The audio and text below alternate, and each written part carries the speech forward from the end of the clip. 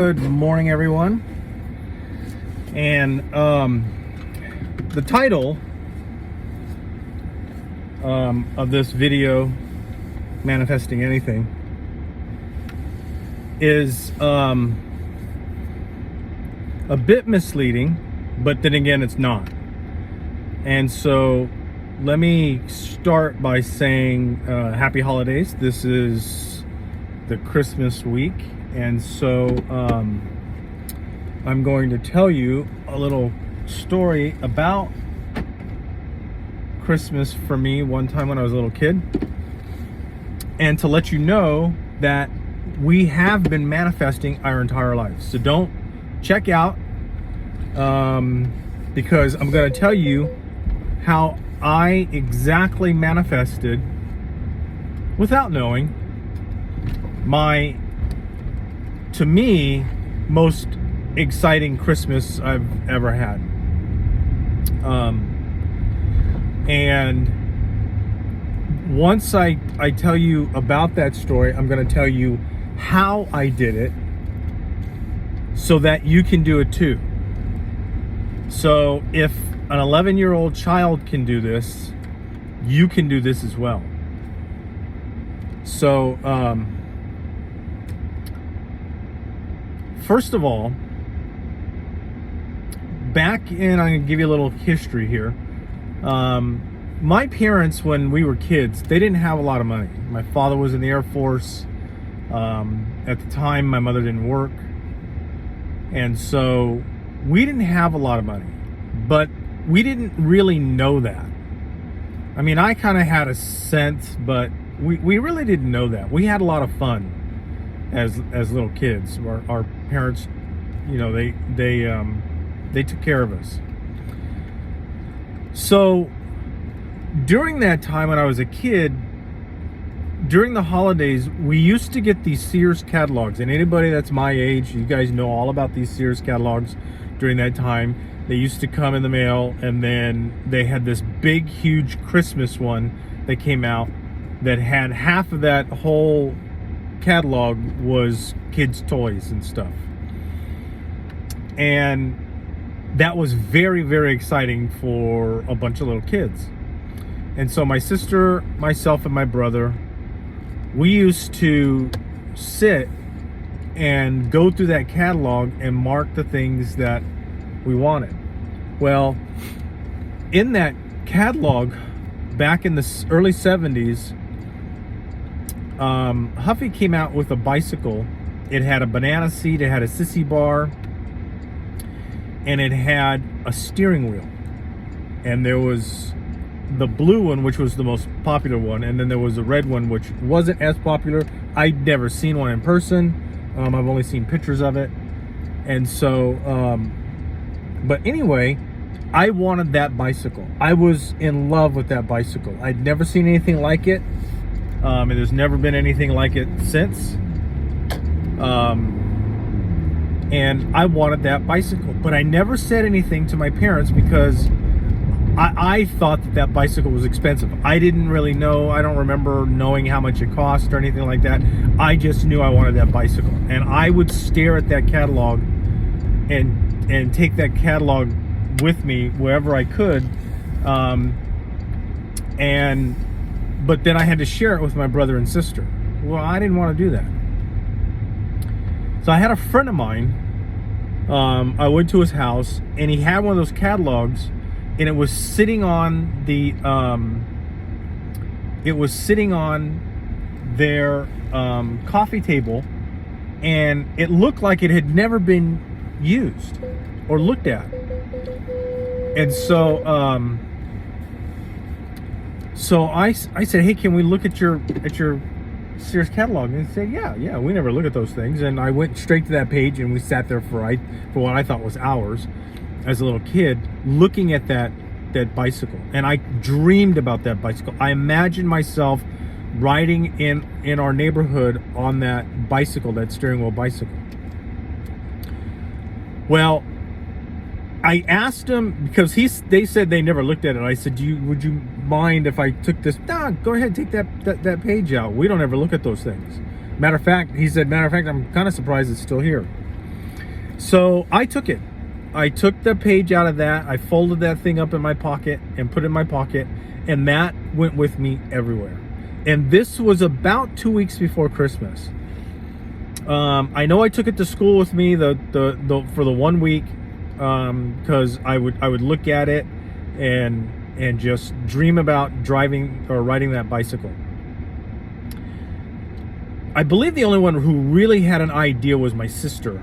But I'm gonna tell you, I never said anything to anybody, and I never ever said anything to my parents, so they didn't know. As far as I was concerned, as far as I knew, they didn't know. They didn't know that that I wanted that bicycle. So I would put that thing, that page of that catalog underneath my pillow every night when I went to sleep. That page went with me everywhere. Everywhere I went, that it was with me. It was glued to me. And so, come Christmas morning, well, let me back up a little bit. So at night, I would fall asleep dreaming of that bicycle. You know, having kids want to ride it. Thinking about what it would be like to go around and steer that steering wheel, go around corners and whatnot. It was great. It was fantastic. And I experienced that all in my imagination. Okay. Then Christmas morning comes, and for some reason my parents always wanted to stay in Christmas morning. Okay, you got 3 little itchy kids that want to get downstairs and see what's under the tree, and so on and so forth. My parents took their sweet little time. And so my sister actually snuck down and kind of looked, and then she came back upstairs, and she told me that it looked like there was a bicycle there, but she couldn't really tell because it was behind the tree. And so I got kind of excited, but I didn't really think that I was going to get it for Christmas. It was something that I wanted. You know, at that time at 11 years old, I really didn't believe in Santa Claus anymore, but for this occasion, I did. And I remember time and time again, you know, kind of praying to Santa to give me that bicycle. And I could hear my parents getting up and stuff, you know, so we got all excited, and they opened the door to the room and said, come on, come down. And I don't think I hit 2 steps. I went from one flight to the next flight down to the floor. And so, rushed down there, and there was that bicycle. That blue steering wheel bicycle was sitting there under the tree. And I looked at my mom and I looked at my dad, and they said, it was here. This is for you. And I was beside myself. And I rode that bicycle that day. I know it was cold outside. We lived in Ohio. And so during Christmas, it's cold out there. I didn't care. I had my pajamas on and stuff, and my mom was trying to throw jackets on me as I was running out the door with my bike. Well, that was a manifestation. You're manifesting everything in your life from moment to moment to moment. And I lived in my imagination during that time to get that bicycle. Okay, I didn't know what I was doing, obviously. Okay, but I'm showing you what we do day in and day out. Those worries that you have that all of a sudden pop up. You have an SP and stuff, and you're worried about this one person that he met or she met or whatever, you know, and then you're thinking about this person's now going to be a third party and stuff, and sure enough, that person ends up being a third party. That's because you had those emotions tied to a thought and internal conversations that you had inside yourself, or imaginations that you had, and that comes true in your 3D if you continue to do that. And so that's what I did as a kid to get that bicycle. I didn't know that that's what I was doing, but looking back at it now, it's clear as day as to what happened and how that happened for me. And so, folks, that's the key, is to live within your 4D or your imagination as much as you can, knowing it's yours. When I closed my eyes, that bike was mine. It was mine. I was seeing. I don't remember if I saw no, because I remember the feel of of riding that bicycle. So I was doing it first person.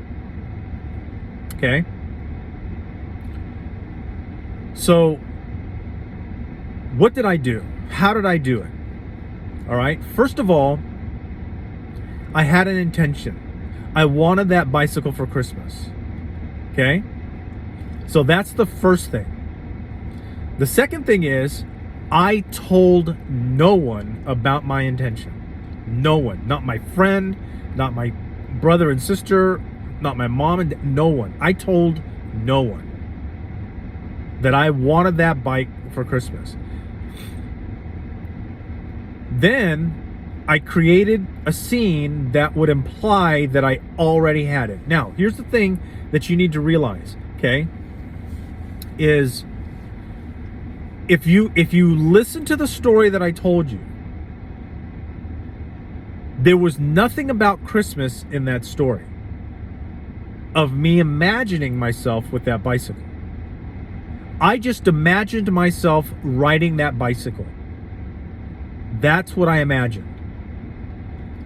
I didn't imagine how it was going to happen. I didn't imagine when it was going to happen. When I went into my imagination and I dreamed about that bicycle, I never once dreamt about running downstairs and seeing it underneath the tree. All I thought about was riding it.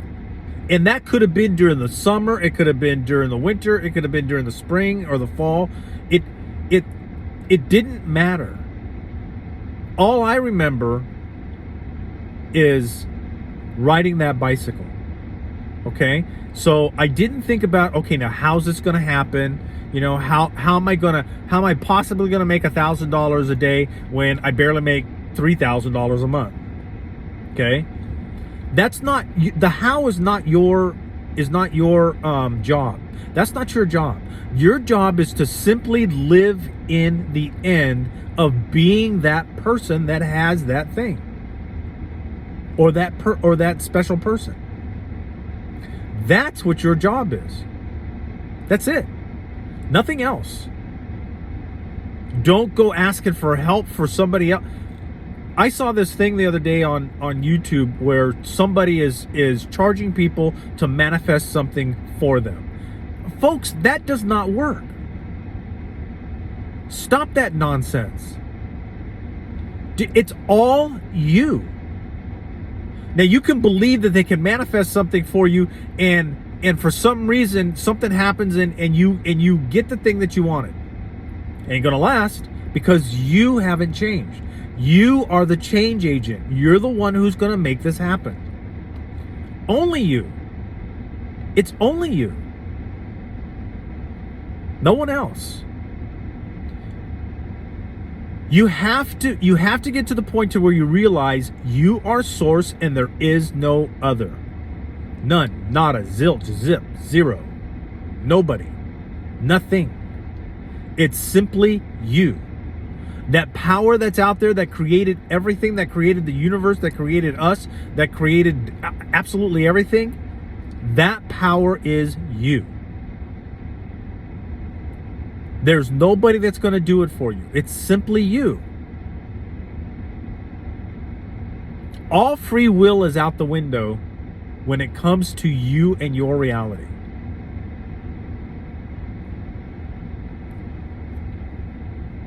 That's the thing that once I finally understood that, my whole life changed. Absolutely everything in my life changed. When I realized that it was all me. When I went back and I looked back and I said, okay, how did everything fall apart? And I'll tell my story at one point, where I ended up living in my car for a couple of days. I had no, I really, for about 4 months, I had no home. So how did I get from there, and 9 months later earned $100,000 in that 9 months? I lived in the end. I saw it in the end. I felt it. I smelled it. I touched it. I tasted it. I lived in the end. As that kid before Christmas, I lived in the end. I would look at that bike and I could feel my hands wrapped around that steering wheel, riding that bicycle, with all my friends chasing behind me wanting their turn to ride it. And then that played out for me on Christmas morning and Christmas Day. I was the hit of that neighborhood for months after that.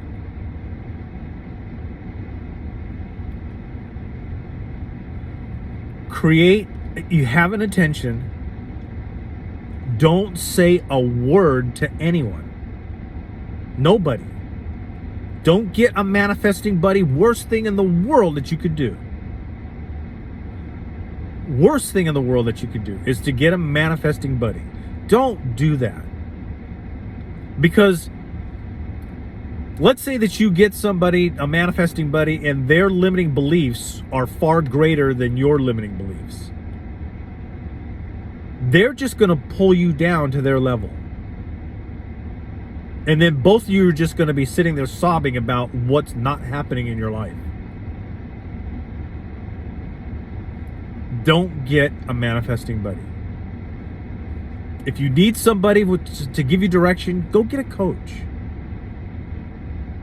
But don't get one of those coaches that'll tell you that you're going to get a text message in 24 hours. Don't do that. You need to get a coach who's going to tell you like it is, how it is. Okay? You talk to some of my clients. I don't pull any punches. I tell you exactly how it is. If you know what you need to do, and there's so many people that all know what they need to do. Okay?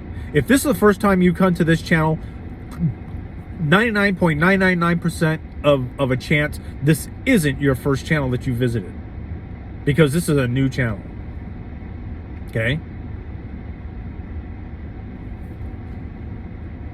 Find out, get your intention, what you want. Number one, find out what you want and know what you want. Number two, don't say anything to anybody. Number three, create a scene that would imply that it's already done, because it is. Know that it's already done, and know that the minute you have the intention, it's already yours. You're just not experiencing it in the 3D yet. Okay? And then persist in living in that end. All right? I just wanted to make a short video and tell you about this because of the Christmas season. Folks, have a great holiday season. And if you like this, give us a thumbs up, subscribe. If there's any help that you need or something, email me at Anthony at liveintheend.com. And I'll put a link down in the description for you. And folks, just have a Merry Christmas and a Happy New Year. All right, be safe out there. And remember, you've got this.